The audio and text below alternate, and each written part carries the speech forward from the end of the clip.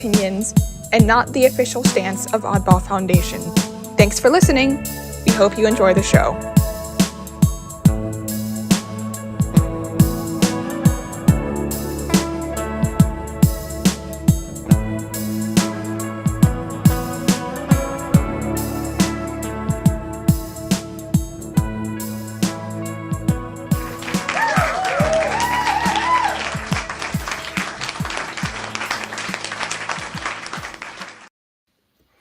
Hello, everybody, and welcome to the Oddball Show. My name is Jason Wright, and I'm here with my guests, Chad Frento and Timothy Gager. Guys, how you doing? Hi. I'm here under protest because I'm working on Juneteenth. I was Enjoy gonna have this at Juneteenth. the library. Yeah. Enjoy I was gonna have this at the Juneteenth. library on Juneteenth. Enjoy it while you still can before they take it away from us. Pretty much. Oh man, how's everybody doing tonight? You just asked that. Okay, who's gonna share the screen? Oh, you scared? You want to share the screen? No, not really. But can you share the screen? That's the question. Absolutely. Can you Yes, share I the can. screen? Yes, I can. This is an angry production. Like, Angry production. Angry oddball. Ah! Arg. I'm not angry at all. I'm in a great mood. Figure out your life, they say. Angball.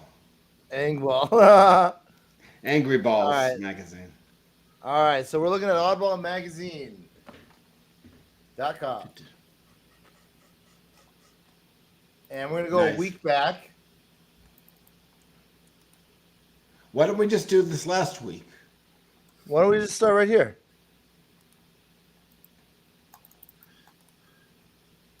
where are we starting? What day? We're not going to do 2 weeks You want to do Comic Spotlight, Anthony Afaronezi? because we're not 2 weeks that was. Hold on. We're not 2 weeks. That was. Let's start right here. How about we start with John Alexander because that was last Monday. Oh, what's Comic Spotlight, Anthony Afaronezi? Well, that is this week going on. Oh, yeah, we're doing the week that was. Yeah, all right. That's correct. This is the June edition, though. Yes. All right, buddy. Let's start with that poem you want to start with. What is it called? It's the poem by John Alexander. Okay, let me John Alexander. I'll get there. Be next week. What date are we on? that would be Oh, there it is. June 9th. June All right. 9th. All right. Poem by John Alexander. Let's start it up. Okay, With here we go. photography by Chad Frento.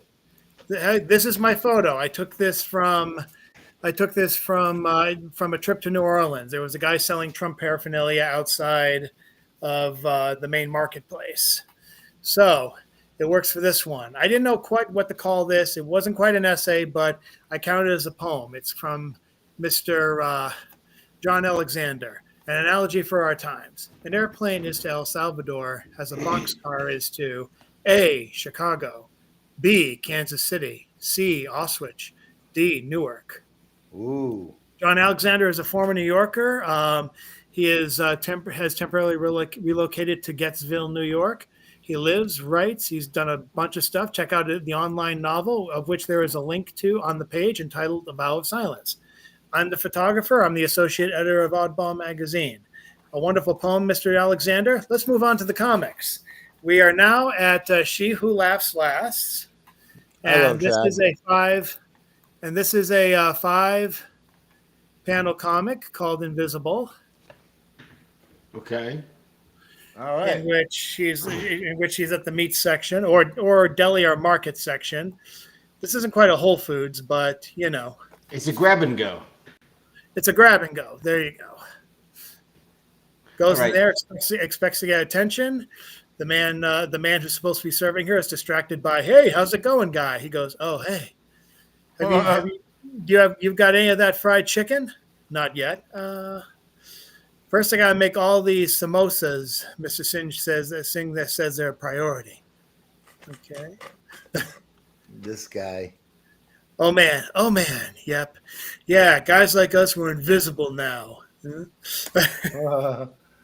Oh, I wow. play this to the tune of Michael Penn's Invisible from the March LP, his debut. Ann Scove is a cartoonist in Chicago. Her comics have appeared in street papers local to there, such as Street Vibes and Article 25. She really wants you to cut out your comics, her comics, and put them on the fridge or in the bathroom. That's a preference. That's an abridged bio. I did that on the fly.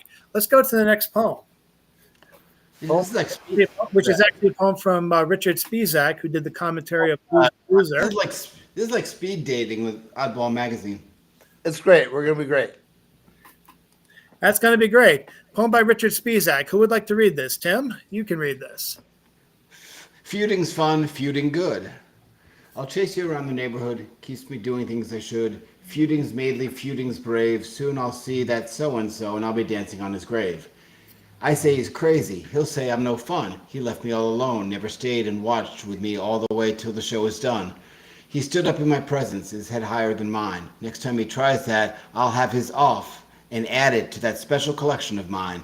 Then we'll see who's ahead in prime time. Why, the other day I told a joke. He didn't even laugh. And still, I left him fill the driveway with his Teslas. What a gaffe.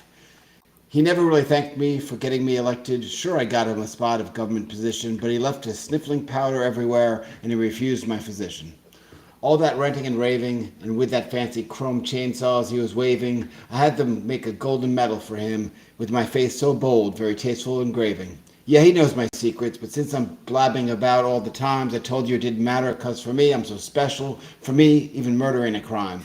Feuding's fun, feuding's good. He's chasing and replacing Republicans still in Congress like he should. He's bankrolling my buddies to keep them in line. Meanwhile, I'm busy. For me, it's crime in full time.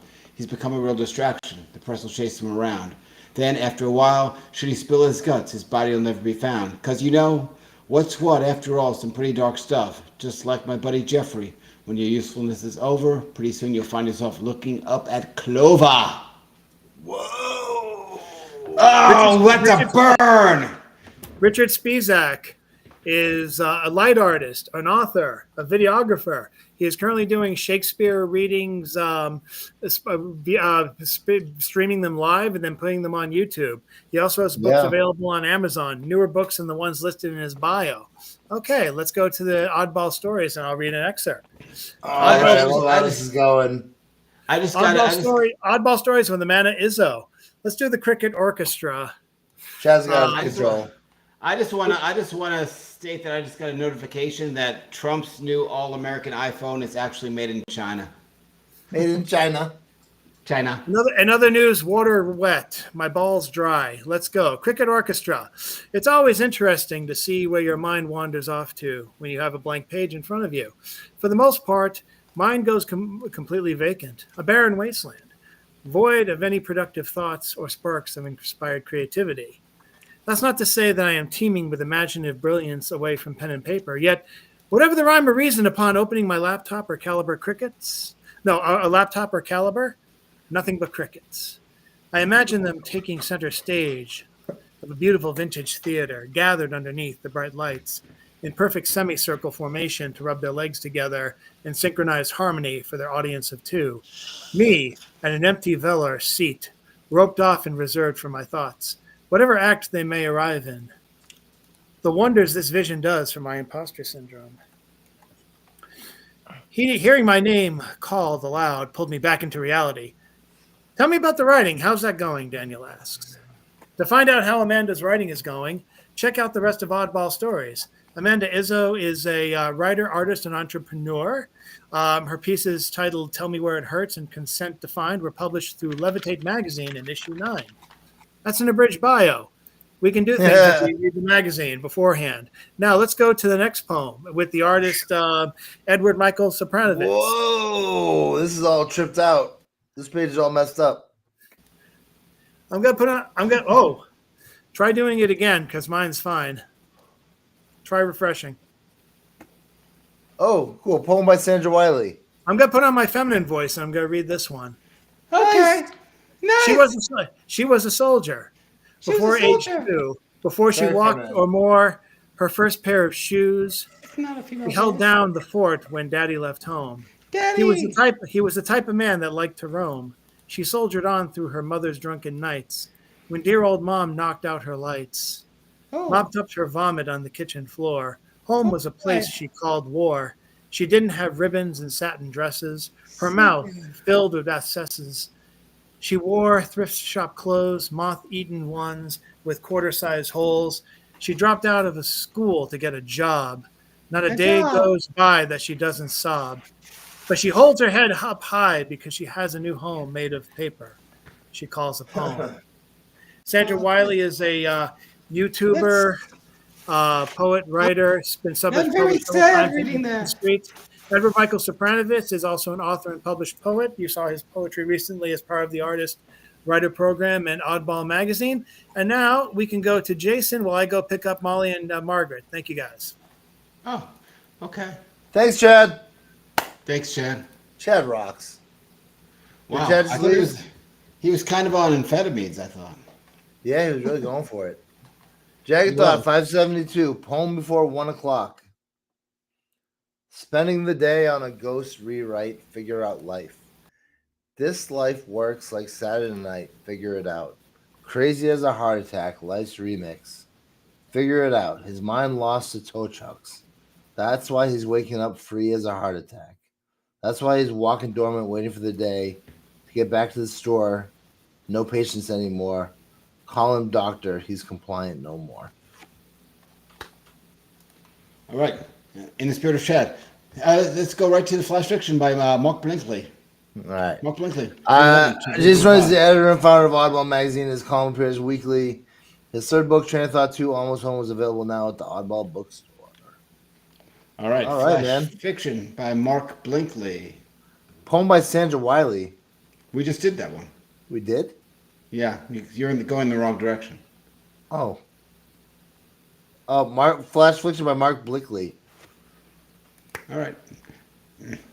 Go for it. Tiresias disrobes. A prayer in the wild at heart, kept in cages. Tennessee Williams. One day in ancient Greece, Tiresias was walking down a path where he was interrupted by two snakes copulating on the road, blocking his way. Tiresias got so angry that he took his staff and killed one of the snakes. Turned out to be the female serpent. What Tiresias didn't know was that these snakes were guarding Hera's sacred tree with golden apples in the garden of Hesperides. Hera's rage upon learning the death of her beloved female guardian snake was to turn Tiresias into a woman. For 10 years, Tiresias lived as a woman. And not just any woman, but the town whore.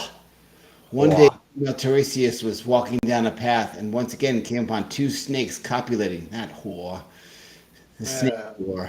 She killed one, and this time turned out to be a slain serpent and was male. So Hera changed him back to a male. These gender transformations made Tiresias the only man in the history of the world to have been both a man and a woman. Now, it goes on a little bit. That's just the intro. That's about 1/20th of it. But it's by Mark Blinkley. Go to the issue to read it. He grew up in walking distance of New York. Mark Blinkley grew up in walking distance of New York's Bronx Zoo. He's a proud member of the Dramatists Guild and Penn American Center. His latest book is Flash Fiction Collection, Sacred Misfits from Buttonhook Press. There we You go. think that sounds like It sounds like all right. it sounds like the Bronx. The Bronx. All right, we got a great image of Waiting, Stefan Karlberg with a poem by Doug Raphael. Tim, you would have described that as what? With the picture? Yeah. Is this MGA Music Hall in Boston or is it Yeah. in New York? Oh, I think it's New York. I don't know. It's All right, squatting, scrolling, squeezing, waiting, hoping, praying, squeezing, breathing, waiting. Done. Doug Raphael practices architecture in Halifax, Nova Scotia, where he lives with his 3 children, wife, and Wheaton Terrier. He is currently enrolled in the creative writing program at Dalhousie University. Stefan Karlberg is a film photographer from Boston, Massachusetts. He is passionate about shooting and developing film, listening to music, traveling with loved ones, and watching basketball and football. Ta-da. Your turn.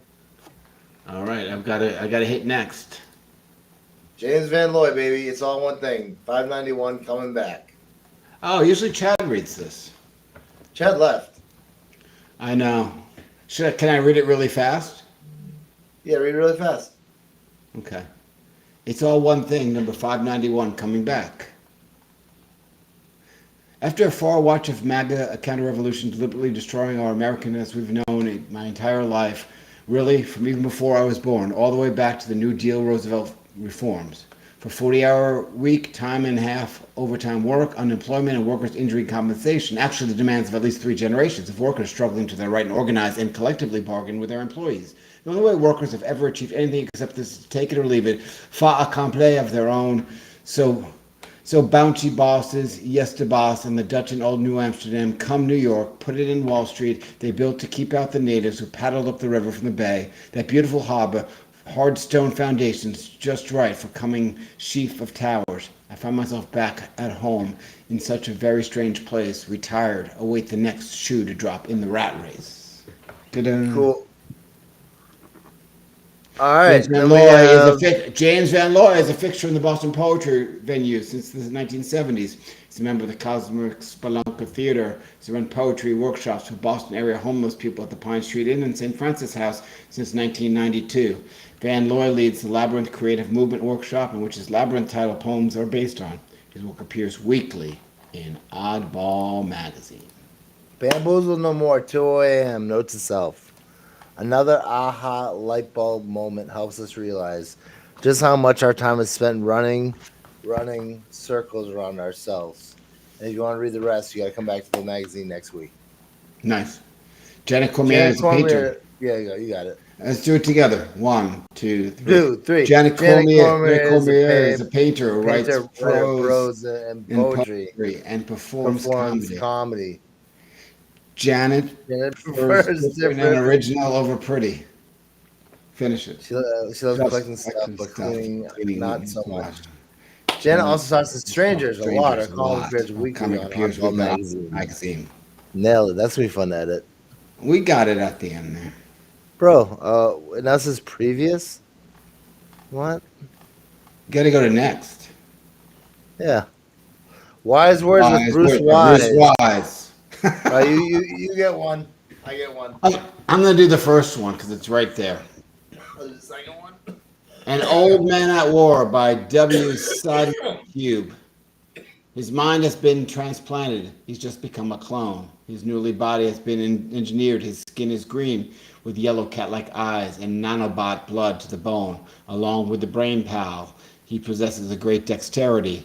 His was a story sequence of a man who has retired. At 75, he signed up to fight for CDF. John Perry went from a recruit to captain. He was hired to deal with competing species of the universe. Among the species faced are Kavandu, Weldion, as well as Kansu and Hrei. They are enemies. The faster-than-light skip drives utilize the space-time within, while MP-35s use bullets and explosive beams. W. Seidel Cube is a poet of outer space. John Scalzi is a contemporary science fiction scribe.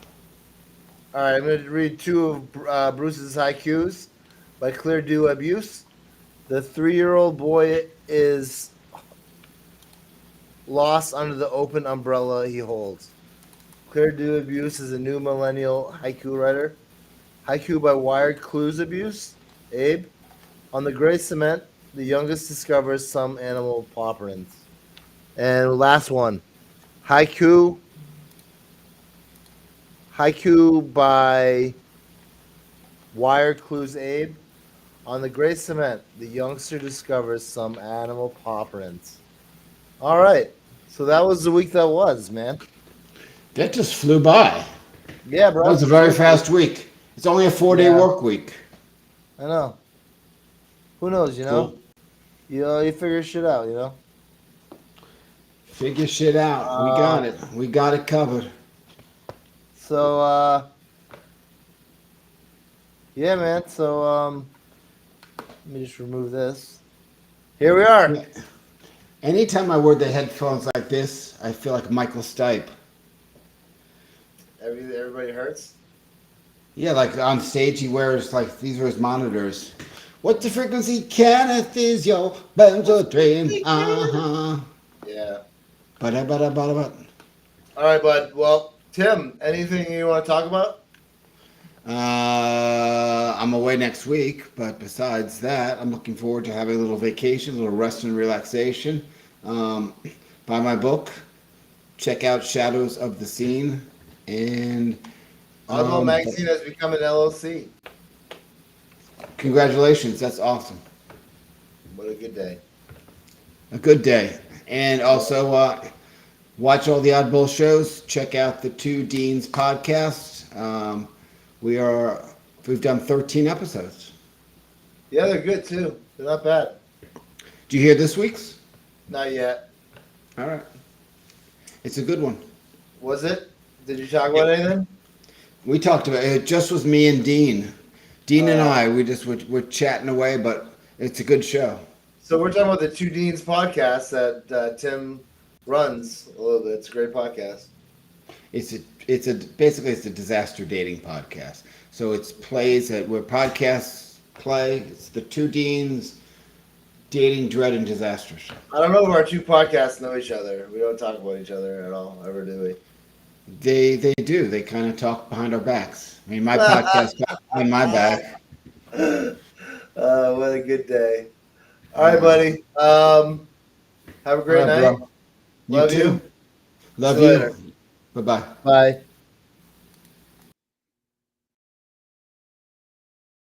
The Oddball Show and the Oddball Foundation is dedicated to mental health advocacy through art. 5, 4, 3, 2, 1.